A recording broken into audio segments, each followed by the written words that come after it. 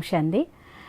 ഇന്നത്തെ കാലഘട്ടത്തിനൊരു വിശേഷതയാണ്, ഒരു മനുഷ്യന്മാർക്ക് എത്ര തന്നെ ഗുണങ്ങളുണ്ടെങ്കിലും എന്തെങ്കിലും ഒരു ചെറിയ അവഗുണമുണ്ടെങ്കിൽ അതിനെ എല്ലാവരും മുന്നിലും പ്രകടിപ്പിക്കുക, അതിനെ കാണുക, അതിനെ പറയുക എന്നത് ഈ കലിയുഗത്തിൻ്റെ ഒരു സ്വഭാവമാണ് എന്ന് പലപ്പോഴും എനിക്ക് തോന്നിപ്പോവാറുണ്ട്.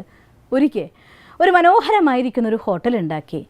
ആ ഹോട്ടലിൽ കയറി വരുമ്പോൾ തന്നെ അതൊരു കൊട്ടാരം പോലുള്ള അനുഭൂതി, എത്ര സുഖകരമായിട്ടുള്ള സൗകര്യത്തിൻ്റെ സാധനങ്ങളെല്ലാതും ഉണ്ടായി.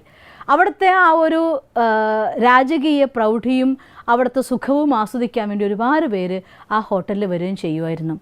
ആ ഹോട്ടൽ ഉണ്ടാക്കിയ ആൾ അതിനുള്ള മനോഹരമായിട്ടൊരു സ്വിമ്മിംഗ് പൂളും ഉണ്ടാക്കി, അതിൻ്റെ ചുറ്റും വെണ്ണക്കൽ കൊണ്ട് പതിച്ചതായിരിക്കുന്ന ടൈലുകളാക്കി അത്രയും മനോഹരമായിട്ടുള്ള ഒരു സ്വിമ്മിംഗ് പൂൾ. പക്ഷേ ആ സ്വിമ്മിംഗ് പൂളിൽ ഒരു ഭാഗത്ത് ഒരു സ്ഥലത്ത് മാത്രം ടൈൽ ഒട്ടിക്കാനായിട്ട് ആ പണിക്കാരൻ മറന്നുപോയി. ആ ടൈല് മാത്രം അവിടെ ആ ഒരു ഗ്യാപ്പ് കാണുമായിരുന്നു. എല്ലാ ആളുകളും ആ ഹോട്ടലിൽ വരും. ആ ഹോട്ടലിൻ്റെ വെറൈറ്റി ആയിരിക്കുന്ന അവിടുത്തെ രാജകീയമായിരിക്കുന്ന അലങ്കാരങ്ങളെക്കുറിച്ചും ആഹാരത്തെക്കുറിച്ചും അവിടുത്തെ ആളുകളുടെ സർവീസിനെ കുറിച്ചൊക്കെ വാനോളം പുകഴ്ത്തും. അവസാനം ആ ലാസ്റ്റ് കാണാനുള്ള സ്ഥലമാണ് സ്വിമ്മിംഗ് പൂളായിരുന്നത്. അവിടെ വന്ന് ആ കരയിലിരുന്ന് കഴിഞ്ഞ് കഴിയുമ്പോൾ എല്ലാവരുടെയും കണ്ണ് ആ ടൈല് ഒട്ടിക്കാൻ വിട്ടുപോയ ഭാഗത്താണ് പോവാറ്. ഹോട്ടലിൽ നിന്ന് തിരിച്ചു പോകുമ്പോൾ അധികം ആളുകളും ആ അഭിപ്രായത്തിന് എഴുതി വയ്ക്കാനതായിട്ടുള്ള അവരുടെ ബുക്കിൻ്റെ ഉള്ളിൽ ആ ഒരു ടൈല് കൂടി ഒട്ടിച്ചിരുന്നെങ്കിൽ എത്ര മനോഹരമായിരുന്നു എന്നാണ് അധികം ആളുകൾ എഴുതിയിരുന്നത്. അത്രയും ബാക്കി എല്ലാ മനോഹാരിതയും അവർ കണ്ടിട്ടും അതിന് വർണ്ണിക്കാനല്ല അധികം ആളുകൾക്കും ഈ ഒരു ടൈൽ ഒട്ടിച്ചിട്ടില്ല എന്നത് പറയാനായിരുന്നു പ്ലാൻ. വാസ്തവത്തിൽ അതാൾ ഒട്ടിക്കാൻ വിട്ടുപോയതല്ല, പർപ്പസ്ഫുള്ളി അതൊരു ചെയ്തതായിരുന്നു. സൈക്കോളജിക്കലായിരിക്കുന്ന ആളുകളുടെ ആറ്റിറ്റ്യൂഡിനെ മനസ്സിലാക്കാൻ വേണ്ടിക്കൊണ്ട് നമ്മളൊന്ന് ചിന്തിച്ചു നോക്കിയേ. നമ്മുടെ ഏതെങ്കിലും ഒരു പല്ല് പൊട്ടിയിട്ടുണ്ടെങ്കിൽ സ്വാഭാവികമായിട്ടും നമ്മുടെ നാവ് ഒരു 100 തവണ പൊട്ടിയ പല്ലുമ്പോൾ ഒന്ന് തൊടും, ബാക്കി എല്ലാ പല്ലും ഫിറ്റായി കറക്റ്റ് വെച്ചിരിക്കുക, അത് തൊട്ട് നോക്കാറേയില്ല. ജീവിതത്തിൽ ഏത് ഭാഗമാണോ കുറവുള്ളത് അതിനെ ഓർമ്മിക്കാനാണ് സ്വാഭാവികമായിട്ട് മനുഷ്യന്മാരുടെ സ്വഭാവം.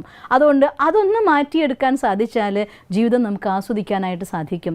ആ ഒരു വലിയ ഹോട്ടലിൽ ഇത്രയും മനോഹരമായിരിക്കുന്ന ആർഭാടം, രാജകീയമായിരിക്കുന്ന ഭോജനം, സേവനം അതൊക്കെ മറന്നുകൊണ്ട് ആ ഒരു ടൈലിനെ ഓർത്ത ആളുകളാവാതെ ജീവിതത്തിൽ നമുക്ക് കിട്ടുന്നതായിട്ടുള്ള എല്ലാ സുഖങ്ങൾക്കും സൗകര്യങ്ങൾക്കും സാധനത്തിനും ഈശ്വരനോട് നന്ദി പറയാൻ തുടങ്ങിക്കഴിഞ്ഞാൽ ജീവിതത്തിൽ കുറവുള്ള ആ ടൈല് സ്വയമേവ ഒട്ടിക്കപ്പെടും.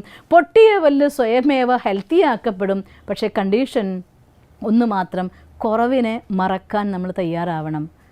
ആ കുറവ് നമ്മുടെ സംസ്കാരത്തിനുള്ളിൽ അഥവാ നമ്മൾ മറ്റുമായിട്ട് ഇടപഴകുന്ന സമയത്ത് എവിടെയൊക്കെ കുറവുകളെ കാണുന്നു അതിനൊക്കെ മറന്നുകൊണ്ട് എന്തൊക്കെ നല്ലതുണ്ടോ അതിനെ സ്വീകരിക്കാൻ തുടങ്ങിയാൽ നമുക്ക് തോന്നിപ്പോവും ഈ ലോകം അത്ര മനോഹരമാണ്, എല്ലാവരും നല്ല ആളുകളാണ്, ഇവിടെ ജീവിക്കാൻ നമുക്ക് സ്വർഗമാണ് എന്ന്. അതല്ലെങ്കിൽ നമുക്ക് തോന്നിപ്പോവും എല്ലാ നല്ല ആളുകളുടെ ഇടയിൽ പോലും അയ്യോ ഇവിടെയും ഇങ്ങനെയാണല്ലോ എന്ന് തോന്നിപ്പോവും. അതുകൊണ്ട് മാറ്റേണ്ടത് മറ്റാരെയല്ല, മാറ്റേണ്ടത് ലോകമല്ല, മാറ്റേണ്ടത് നമ്മുടെ ഉള്ളിലാണ്. നമ്മുടെ ഉള്ളിലെ ലോകം മാറിയോ നമുക്ക് ഈ ലോകം മാറുക തന്നെ ചെയ്യും. അതുകൊണ്ട് നെഗറ്റീവിനെ ഒഴിവാക്കണം, പോസിറ്റീവിനെ സ്വീകരിക്കാൻ വേണ്ടി ശ്രമിക്കണം. നിങ്ങൾക്ക് അങ്ങനെ ആകട്ടെ എന്ന് ഞാൻ ഈശ്വരനോട് പ്രാർത്ഥിക്കുന്നു. ഓം ശാന്തി. ഞങ്ങളുടെ യൂട്യൂബ് ചാനൽ സബ്സ്ക്രൈബ് ചെയ്യൂ. നോട്ടിഫിക്കേഷൻ ലഭിക്കുന്നതിനായി ബെൽ ഐക്കൺ ക്ലിക്ക് ചെയ്യൂ. ഒപ്പം ഞങ്ങളുടെ ഫേസ്ബുക്ക്, ട്വിറ്റർ, ഇൻസ്റ്റാഗ്രാം പേജുകൾ ഫോളോ ചെയ്യൂ. നന്ദി.